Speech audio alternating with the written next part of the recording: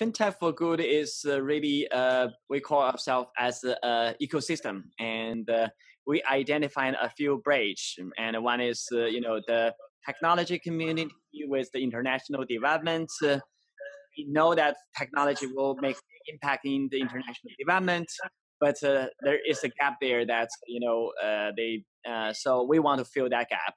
And by identifying the best blockchain fintech solution through our incubation, acceleration, and investment program, bring those solutions to the frontier market. And we also are doing a lot of collaborative initiative. And just recently that we was a founding member of the Future of Sustainable Alliance, which we jointly launched in Davos. And we also are part of the ISO 324 Sharing Economy Technical Advisory Group. And we also launched the Digital Finance Advisory Group, and with a particular China Digital Finance Advisory Group. And we have quite a number of collaborative initiatives bringing the leaders from different countries working on the same topic. Xiaochen, you hit a lot of keywords there. You talked about sharing economy, sustainable alliance, fintech for good, and obviously it is for a global good. So tell us, how does fintech do good? Yeah, and so from us that we really come into technology, we address the problem from a technology angle, and we do think that there are a lot of exciting new technology available, which can transform how the business are being conducted, and also how development fund can be distributed, and also how the result can be captured. And we take blockchain as an example. Through blockchain innovation, that we can design a new monetary evaluation system, which can not only reduce dramatically the cost of MPE, but also just make the whole process be much more transparent. And another example is that... Sorry to interrupt you. The process of ME, would you mind explaining what ME is, please? Sorry? Monitor and evaluation. So basically, for all the sustainable development or impact related work, that's you need to just make take action. Then those action will lead to results. But how can the donor community and how can the public know that you have achieved the result? You have to monitor the process. You also need to report back what result you achieved, and based on the key indicator that you defined. Currently, we take United Nations Sustainable Development Goal as an example. The 17 goals, 169 indicators. And all the agencies, they just want to claim that we have contributed to the UN SDG.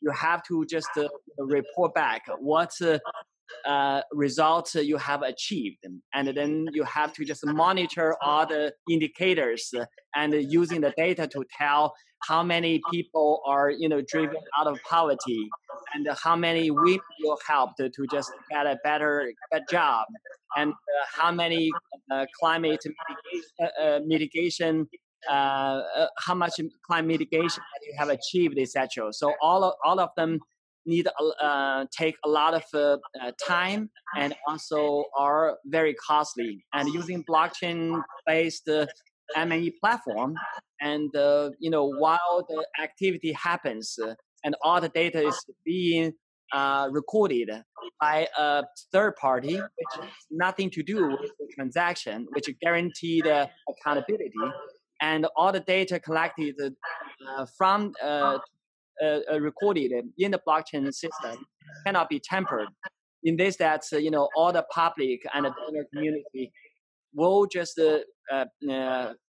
come to the conclusion that all the results are not being manipulated, and those results are more accountable. Now, just this March, Xiaochen, Libra's rival Zilo launched a Alliance for Prosperity that you are part of as well. And it basically aims to guarantee more financial inclusion and more financial access, especially to emerging and frontier markets. How do you work together with them, and how can you ensure more financial inclusion?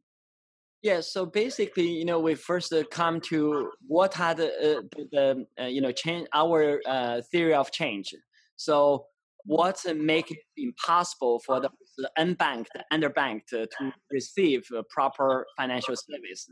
Many times it's because that there are no bank available, or they don't have ID. Then the bank don't really just open or provide service to them, or they think that provide service to them is too costly or too risky. So then the technology side, we try to provide the answer how to address each of those potential challenge faced by those unbanked and underbanked people. From the Cello, it's very interesting, and also from beginning it's very clear that we as an alliance, that firstly that we share the same mission and vision, that using blockchain-based digital wallets, we try to just address some of those challenge we have identified. Number one is that using the Salo protocol, that we can just design a seamless user experience for people to just use a mobile phone to just having or receiving all the banking service, and to transfer money and receive money. And in this, that's you don't need a physical bank, and you also don't need to just have people who just need to sit in the bank waiting. And you also let me interrupt you. This is a very important point, Xiaochen, you pointed out. Of course, it helps the world's underbanks, but at the same time, aren't you worried about the money laundering issues? Because isn't that the issue that the global central banks are worried about as well? Once everybody's connected on via a mobile payment platform, particularly via blockchain, and then instantly, people to people financial transactions start to occur. How does the central bank? How do you work with the central banks to ensure that that is a safe way to go? Yeah, and so I think if you just look at all the blockchain-based digital wallet innovation, and you can just divide that into several stages. And stage one, we can just call it, there's only Bitcoin, and there's no other blockchain-based digital assets project. During that time, at early stage, many of the Bitcoin-based transaction either done in facilitating, high-tech people to do transactions, incentivize their work, or to be used to fuse illegal doing, and meaning like a Silk Road and all that. That's just create the first type of challenge for the regulators. How can we regulate this peer-to-peer payment structure? Then, New York issued the bid license, and many, countries issued the KYC ML rule, trying to just make the crypto projects to, comply. And we take, in the US, we take Coinbase as an example. That although Coinbase is a digital wallet, but you have to upload your ID, and then you have to go through or comply all the KYC ML, so that and although you are doing the transaction as P2P, but actually, you as an individual, your ID, your KYC is being properly done. You are complying all the banking rules. And so talking about individuals, Xiaochen, in the very near future, we will all use nodes, for example, for our own finances, to manage our money, and also our own personal data. How far away are we from this reality to own our own nodes? It depends on who you're talking about. And if you're talking about, for example, Vitalik or those who are in this space for more than 10 years, they are living in that reality today. And they don't. Are you one of them living in this reality? I'm actually is in the middle, and I'm not that extreme to that end. Neutral. I'm not extreme to that end, but I have digital wallets, and I use digital wallet to do some of my financial transactions. But I also have bank accounts, and I do traditional, asset management. Go A through healthy mix of both worlds. Yeah, exactly. And I think this is reflecting where we are as a society. Although we always claim that we are transitioning from a centralized society to a decentralized society, but we are at a transitioning stage, and we are still centralized organizations play a very important role in our society now, and then we cannot say that using decentralization to just disable their work. Or we cannot say that because centralization organization play a very important role, then we just claim that all the decentralized organizations are illegal. So both are really playing a very important role, and it will just co-evolve. I want to go back to your UN scenario. That is very interesting because UN SDG by 2030, supposedly China is advanced in achieving the goal, particularly with absolute poverty elimination this year. And there's been a lot of talks, and of course, as of at this point, prior to the outbreak of COVID-19, there are about 8 million, a little less than 10 million people living under absolute poverty sold in China. And so by the end of 2020, of course, according to China's 13th five-year plan, those poverty will absolutely have to be eliminated. And so now, going back to the United Nations, there are 195 countries. And you are proposing to use a fintech, blockchain-based fintech platform to measure the progress of these SDG goals. Tell me, how many of these 195 countries have signed up to this blockchain platform, and how transparent do you ensure countries from Cuba to Ethiopia to even China, can be fully 100% transparent on what's happening on the ground? How do you do that? Yeah, and I think this is really, we take the market approach, and you cannot force, country to just report their results using your solution. But you can just through the market mechanism, you can use this solution to compete with that solution, and from the cost effectiveness, from the accountability gain, from the international new standards that you can introduce by persuading the market player to take on those solutions. And of course, when you talk about the UN 17 goals, it cover all the sectors. For each sector, that you need a different type of platform because each sector, the monitoring evaluation is being done. Is following totally different type of methodology. And then from the technology side, that you have to use the technology to capture all the wealthy knowledge being generated through ages, and then to just reflect the reality in that sector. And the monitoring evaluation platform used for climate change may not apply for poverty reduction.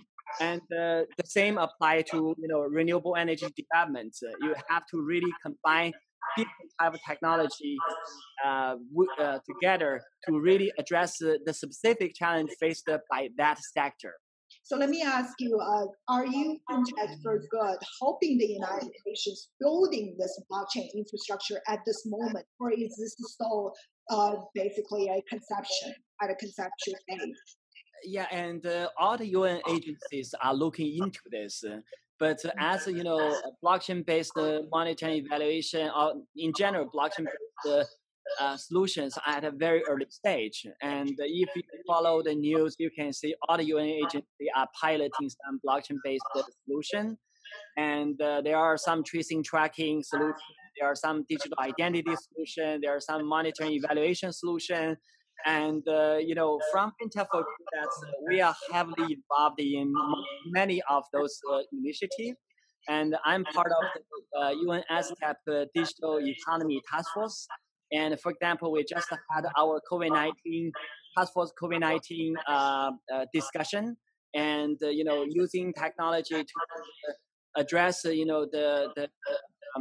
um, managing the financial flow and helping the SME to just access to finance during this crisis, and also to create digital identity to enable those individuals who can receive better service during the crisis. All of them are being considered from the UN Secretary General's Digital Finance Task Force.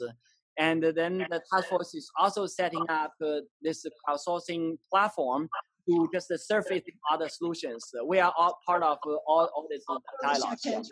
That is a very timely topic because the world is facing a dire need for financial rescue, particularly to the weak and the vulnerable.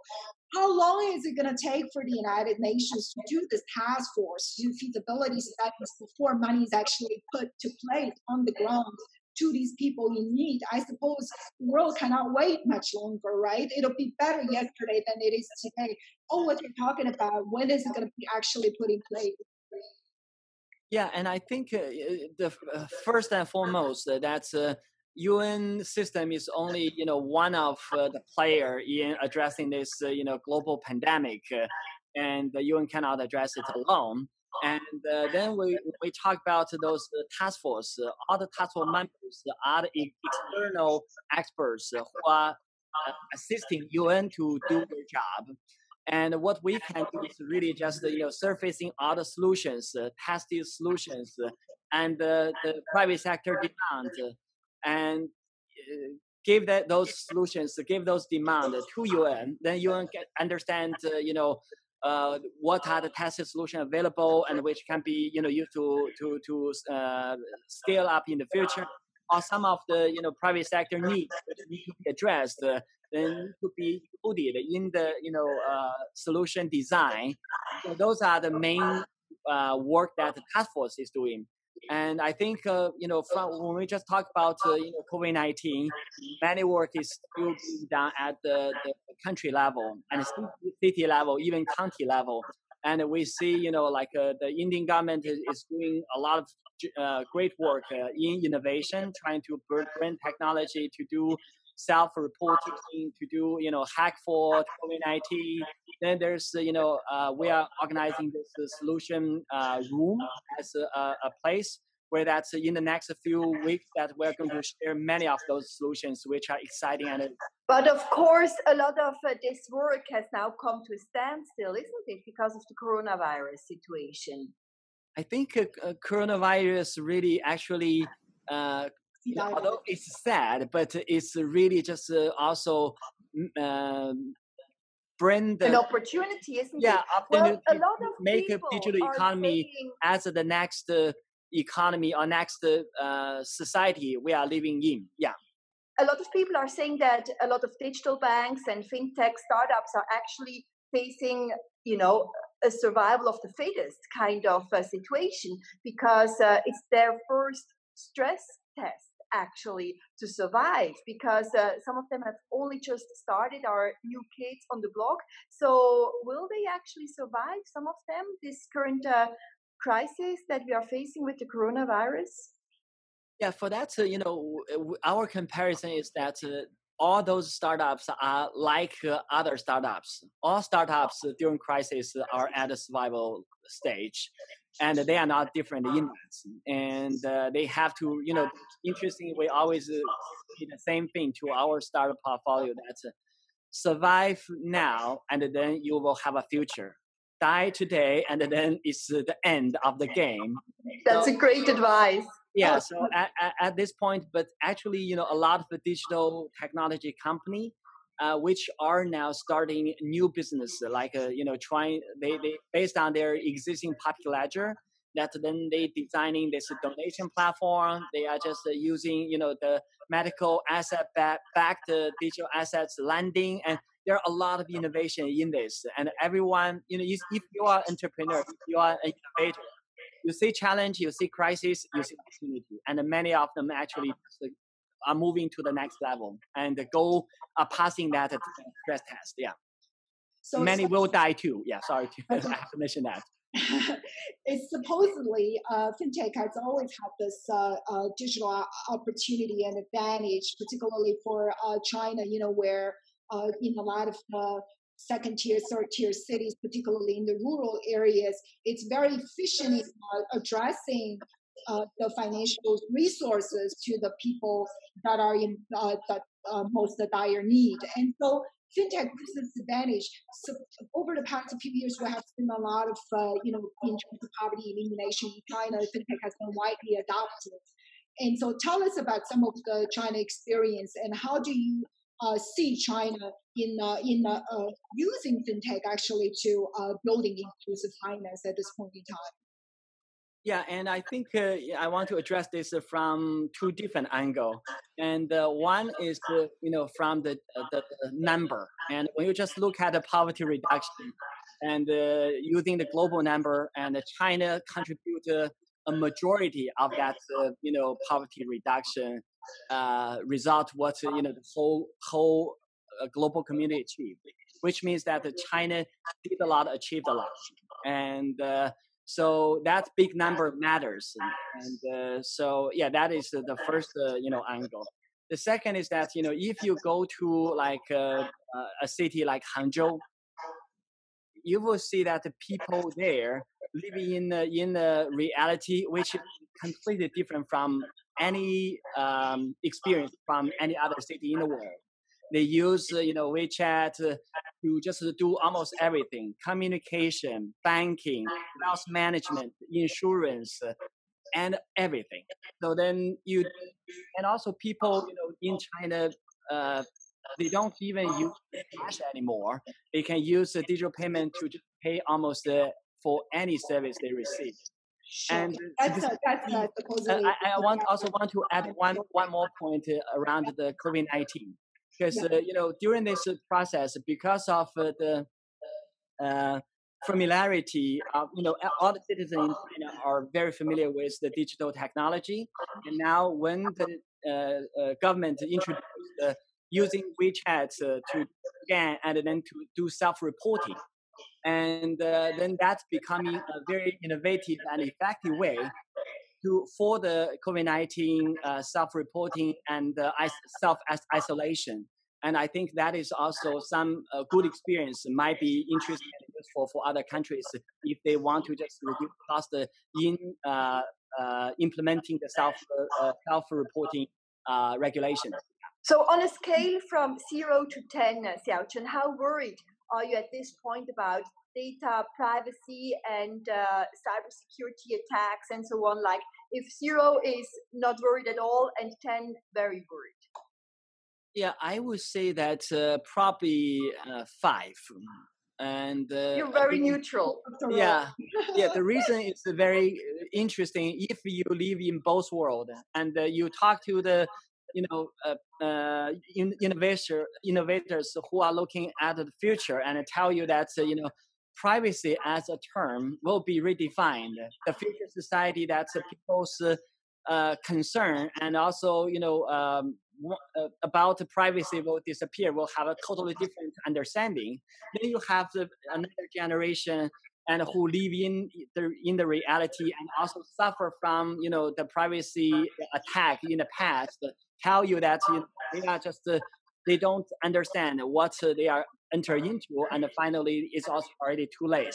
So I'm in the middle and say that we need to protect the people's privacy. We need to have your technology to be as strong as enough to just prevent from cybersecurity. But in the meantime, we should reevaluate all the KYC, ML, and other current existing regulation to enable those new innovation to happen.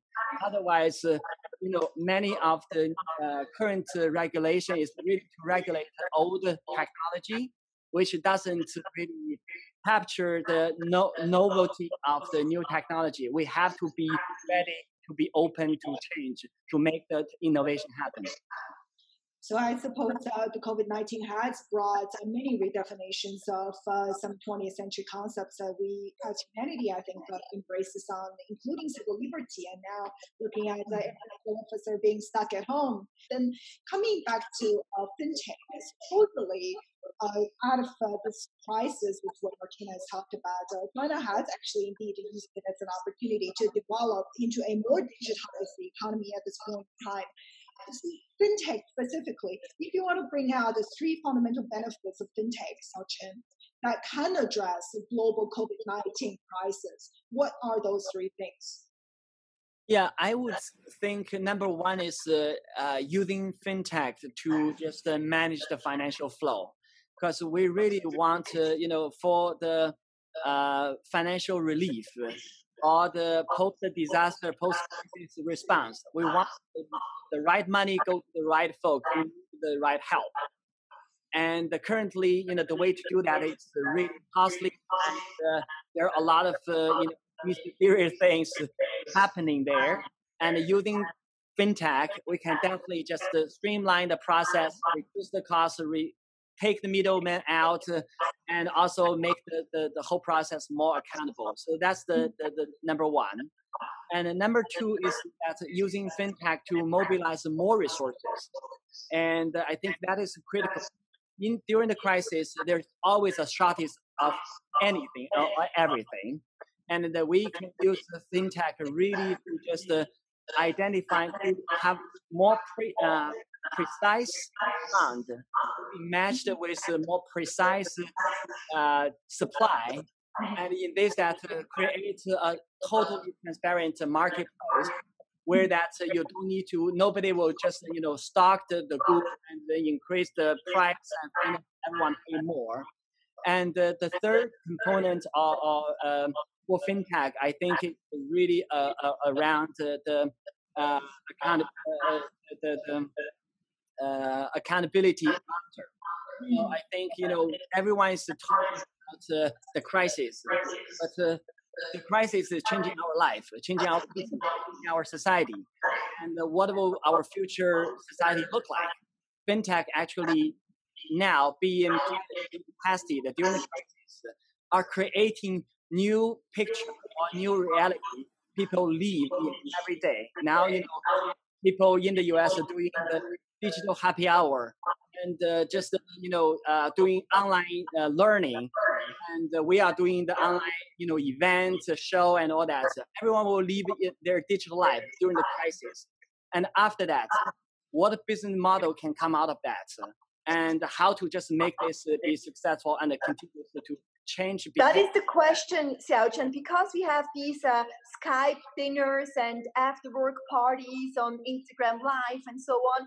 But will this be sustainable? I would imagine that once this pandemic is over, hopefully soon, that we will all really enjoy going out there, meeting people face to face, hugging each other, that this virtual world is actually coming a little bit to an end, that we really enjoy the social interaction once again. Yeah, we really actually encourage people to just enjoy the real social, because we don't want the digital to kill the face-to-face. We don't want people to just stay home just talking on, definitely, touch, kiss, hug, and all that is important. But as the interesting thing about we take a digital currency as an example. Anyone who uses digital currency, you need first to install a wallet. Then you need to do a few transactions. Then you know whether you like it, you don't like it. What we are experiencing now is exactly that. A lot of people have never used the Zoom. A lot of people never used the online meeting, never used the online learning, never just did the happy hour online. And now they have the account, they have used it, they know what it can do, it cannot do. And I think it's really like anything what we talk about will have coexist. And the physical will just, people will go out to enjoy. There will also be time. We are really just, like grieving for the online activity. And then a lot of people will stay there as well. That's wonderful. Thank you so much, Xiaochen, and good luck with all your UN work, much needed in today's crisis world.